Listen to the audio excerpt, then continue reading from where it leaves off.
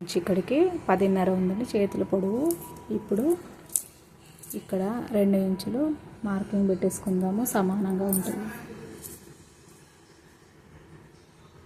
ఇప్పుడు ఇక్కడ నుంచి కిందికి 3 ఇంచులు 3 ఇంచులు ఇటు కిందికి దించాలి. దించి దీన్ని స్ట్రేట్ మార్కింగ్ పెట్టుకుందాము. ఇప్పుడు ఇక్కడ నుంచి 2 ఇంచుల మార్కింగ్, ఇక్కడ నుంచి 2 ఇంచుల మార్కింగ్ మనకి బ్లౌజు ఫిట్టింగ్ కోసం. ఇది నేను క్లాత్ సరిగ్గా సరిపోతుందా లేదా అని చూసేసుకున్నాను. ఇప్పుడు మనకు ఒకవైపు మాత్రమే అతుకు పడుతుంది.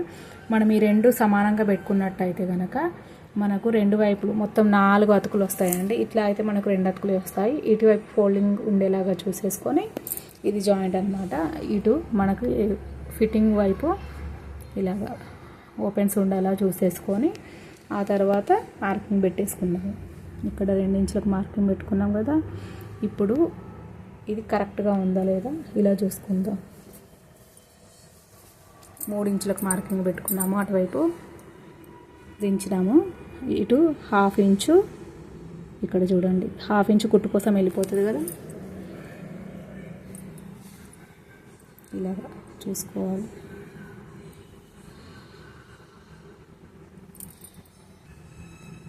ఇలాగండి 1/2 ఇంచు ఇక్కడ కుట్టు కోసం వదిలేసాము. 2 ఇంచుల మార్కింగ్ స్ట్రేట్గా పెట్టేసుకొని ఇక్కడ మనం ఇది ఫిట్టింగ్ మార్కింగ్, అటులో లాస్ట్ మనకు కుట్ల కోసం ఎక్కువ పెట్టుకున్నాం కదా అదనమాట.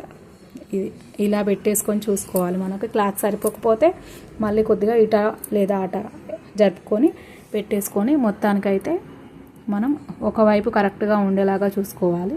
ఒకవైపు ఇట్లా ఉంటుంది, ఓకేనా. ఇప్పుడు మనకు ఒకే వైపు అతుకుపడుతుంది అనమాట ఇంకా, ఓకేనా. ఇంతే, చాలా ఈజీగా చేసుకోవచ్చు.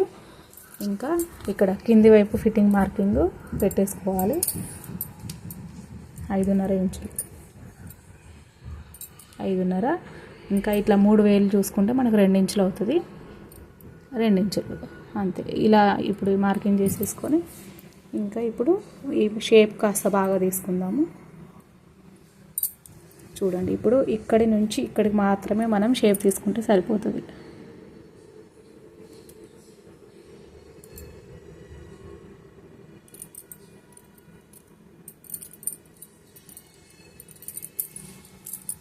ఇప్పుడు కట్ చేసేసుకుందాం,